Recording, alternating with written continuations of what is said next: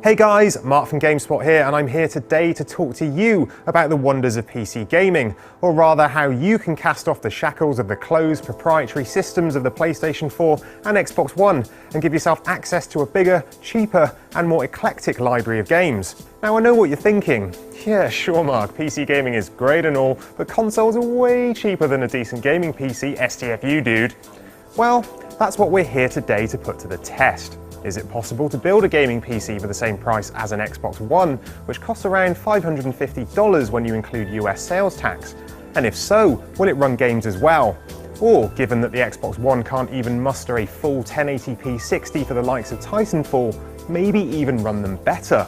I'm going to be taking on the Xbox One and PS4 with an AMD-based PC, while my esteemed colleague Peter Brown will be doing the same thing with Intel and Nvidia parts to help you see which will give you the most bang for your buck. Check out the full article on GameSpot to see how his machine turned out, but for now, let's get this show on the road and see what parts I've chosen to go into this potentially console-beating AMD-based PC. One of the main disadvantages of building your own budget PC versus buying a pre-built one is the cost of a Windows license. While big companies like Dell and HP cheaply bundle Windows with their computers, sadly we're stuck with a $100 price tag for the OS. Sure, you could go SteamOS for free, but there just aren't enough games on it right now, which makes the latest and most supported version of Windows, Windows 8.1, the way to go. I got a sweet deal for a legit copy of Windows for $70 via eBay, but use caution with the auction site. There are some dodgy dealers out there. If you're going to build a budget PC, then AMD CPUs are the logical choice, particularly when it comes down to sheer value for money. At first I thought it wise to go for one of AMD's A-series APUs, which combines a CPU and GPU onto a single chip, but they're pricey, and performance isn't as good as when using a dedicated GPU.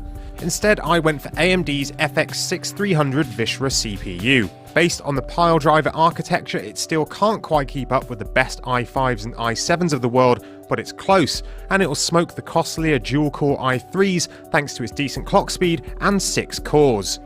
For the GPU, I went with AMD's older but still excellent and brilliantly overclockable Radeon HD 7850. In fact, the recently released R7 265 is just a rebranded version of the card with a slight clock speed bump. And with retailers clearing out stock to make way for the 265, you can pick up a 7850 for just over $100 from retailers like Newegg. I overclocked this one to 1050 MHz and memory to 1450 MHz with little effort, putting the GPU squarely in 7870 territory. With the two most important components selected, the rest was easy to pick out based on the amount of cash I had left. For the motherboard, I went with Asus's catchily named M5A78L-M/USB 3 AM3+, which is based on the 760G chipset in a micro ATX form factor. It lacks niceties such as PCI Express 3.0 and SATA 6, but it does feature USB 3 as well as Asus's famed motherboard reliability, making it great value at around $50. Power comes courtesy of an 80+ rated EVGA 500W PSU at $45. Some might consider that overkill, but it gives us headroom for future upgrades and overclocking, and you never skimp on the PSU unless you like the thought of potentially frying your shiny new components. Storage is handled by a 500GB Seagate drive at around $50, which is a fast 7200 RPM model, and that should give us a relatively good amount of storage for games. RAM comes in the form of a stick of Kingston's HyperX XMP Blue Series running at 1600 MHz. Budget constraints mean I could only stretch to 4GB at around $40, but if you've got a few extra bucks to plow into your PC, here's where I suggest you spend it and pick up 8GB. To house the components, I went with Fractal's Core 100 case. It's a case I've used before on budget PC builds, and at less than $40 it's one of the cheapest micro ATX cases out there, or at least one of the cheapest that doesn't look completely terrible and isn't a total pain to work inside. Plus, it's got some nice airflow features with a 120mm fan in the front, space for a 92mm in the back, a removable side-mounted hard disk tray, and the option to add another 120mm fan to the side of the case. The total cost? Just a smidge over the target at $566.16. Was that extra $16 worth it? Well, let's put this sucker together and find out.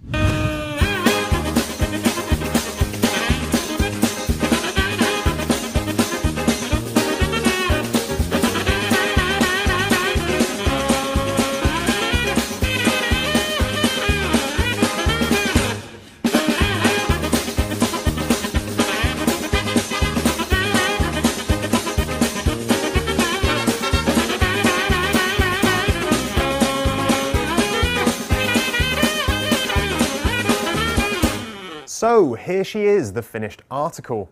Now, there's not a lot of cable management options in the Core 1000, but cheap doesn't have to mean untidy. By using one of the 5.5-inch drive bays to hide the cables, we can still get something that's relatively clean and that gives us good airflow. But enough of the fluff, let's get Windows on this bad boy and benchmark us some games. Mech-based shooter Titanfall runs on a heavily modified version of Valve's Source engine, which isn't the most demanding of game engines. Despite that, the Xbox One famously only runs the game at 792p, whereas the AMD rig has no trouble running it at its highest settings at 1080p and with 2x multi-sampling anti-aliasing on at a locked 60 frames per second. Battlefield 4 is a much more graphically demanding shooter. On PS4 it runs at 1600 by 900, whereas the Xbox One runs it at 720p.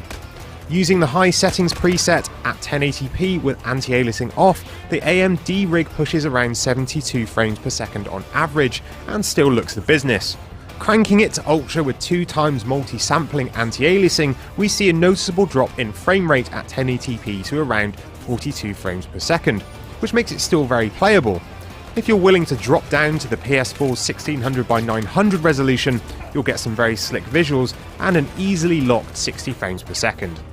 Assassin's Creed 4 is another demanding title, one that the Xbox One only pushes at 900p, while the PS4 manages a full and deliciously sweet 1080p. Both run at only 30 frames per second though. At high settings at 1080p with FXAA on, the AMD rig boasts a frame rate of around 47 frames per second. Interestingly, bumping up to very high with FXAA didn't massively affect the frame rate, dropping it down slightly to 42 frames per second. A locked 30 frames per second at the highest settings is possible then, giving you a better looking experience than on the next-gen consoles.